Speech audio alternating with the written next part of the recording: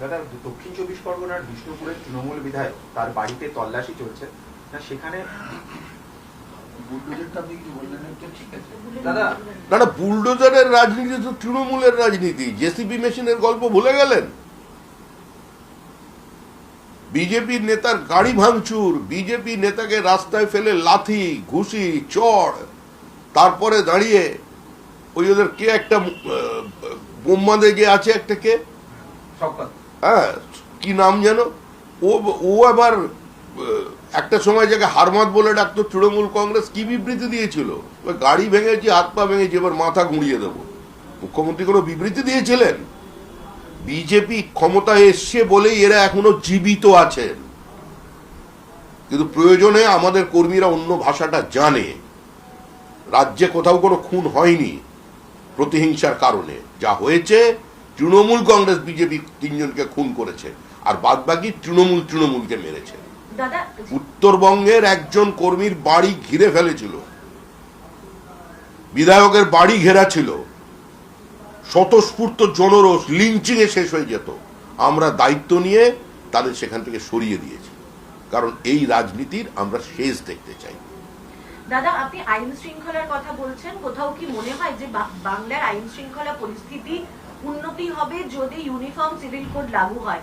এক্ষেত্রে আপনাদের অবস্থান কি, এবং বাংলায় কি অনতিবিলম্বে ইউসিসি চালু করতে হবে? সরকার ঠিক করবে কবে ইউসিসি চালু হবে। পার্টির ঘোষিত অবস্থানের কথা আমি বলেছি। আমরা তো কোনো লুকিয়ে কাজ করি না, কোনো হিডেন এজেন্ডা নেই। আমরা বলেছিলাম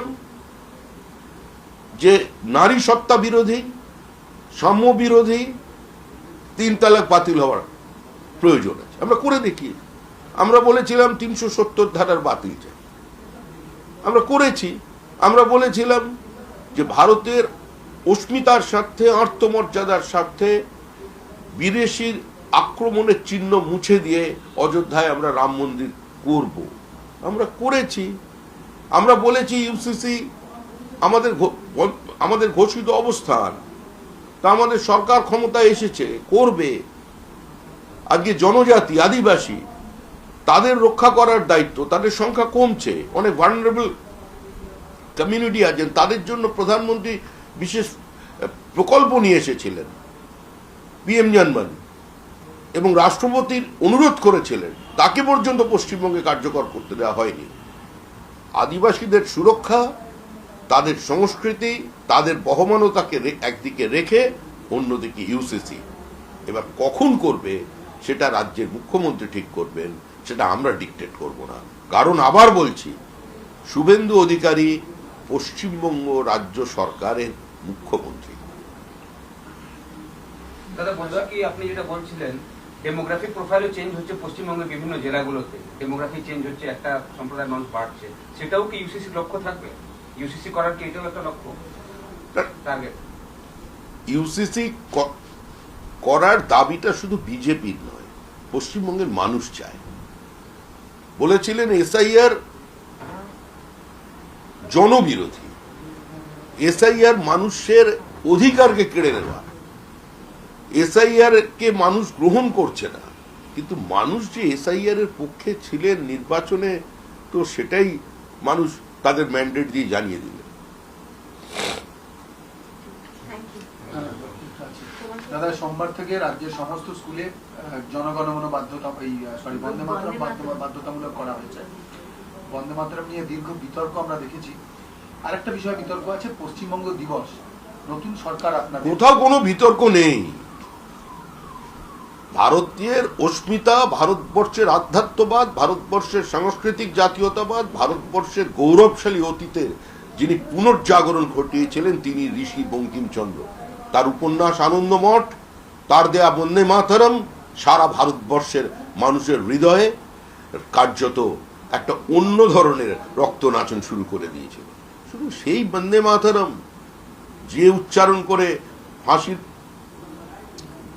দড়িকে মানুষ স্বেচ্ছায় গলায় পড়ে নিয়েছিল, যে বন্দে মাতরম বলে দিনের পর দিন ব্রিটিশ পুলিশের সামনে দাঁড়িয়ে তারা গুলিবিদ্ধ হয়েছিলেন, আত্মবলিদান দিয়েছিলেন। আজকে তো 150 বছর পূর্তিতে আজকে এই সিদ্ধান্তকে আমরা দলের পক্ষ থেকে স্বাগত জানাচ্ছি। এগুলো সমস্তই ঘোষিত অবস্থান। এগুলো হবে। অতীতে কি হয়েছিল সেটাও মানুষ শুনবেন, আর এই প্রজন্মও জানবেন যে ইতিহাসটা তাদের ভুলিয়ে দেওয়া হয়েছিল। ডিস্টর্টেড ইন্ডিয়ান হিস্ট্রি ভারতবর্ষের একটা বড় সমস্যা। এই সমস্যার বাইরে আজকে গোটা ভারতবর্ষকেই নিয়ে আসতে হবে, দেশকে নিয়ে আসতে হবে। এটা মনে রাখবেন, আমরা শুধু রাজ্যের বা দেশের সিলেবাসের কথা ভাবছি না, ক্যারিকুলামের কথা ভাবছি না, আমরা গোটা পৃথিবীর সিলেবাসকে বদল করবার কথা। এটাই আমাদের এজেন্ডা এবং সেই লক্ষ্যে আমরা কাজ করছি। পশ্চিমবঙ্গ দিবস কি বদল হবে? তৃণমূল সরকার পশ্চিমবঙ্গ দিবস পয়লা বৈশাখ ঘোষণা করেছিলেন, আপনারা বলছেন কে জোর করে করা হবে। কার ইচ্ছা কে করে দিলেন? পয়লা বৈশাখ কোথা থেকে এলো? পশ্চিমবঙ্গের জন্ম কবে হয়েছে? 1947 সালের 20শে জুন। শ্যামাপ্রসাদ মুখার্জি, মেঘনাথ শাহ, নামগুলো সব ভুলে গেছে মানুষ। রানী জ্যোতির্ময়ী, শিবেন্দু শেখর রায়, কংগ্রেসের সমস্ত হিন্দু বিধায়ক, এমনকি কমিউনিস্ট পার্টির জ্যোতি বসু, রতনলাল ব্রহ্মণ, তারা সেপারেট হিন্দু বাঙালির হোমল্যান্ডের জন্য প্রস্তাবের পক্ষে ভোট দিয়েছিলেন। জন্ম হয়েছিল সেদিন পশ্চিমবঙ্গের, সেটাই পশ্চিমবঙ্গের জন্মদিন। যারা এটাকে বিকৃত করতে চাইছিলেন, যারা এটাকে বয়কট করার কথা বলছিলেন, মানুষ আজকে তাদের বয়কট করে দিয়েছে। মানুষ আজকে তাদের বাড়িতে গিয়ে ডিজে বাজিয়ে দিয়েছে। দাদা পূর্ণাঙ্গ মন্ত্রিসভা এবার 20শে জুনটা পালিত হবে? অবশ্যই হবে, প্রতিবারই আমরা করি, দল হিসেবে করি, এবার সরকার করবে।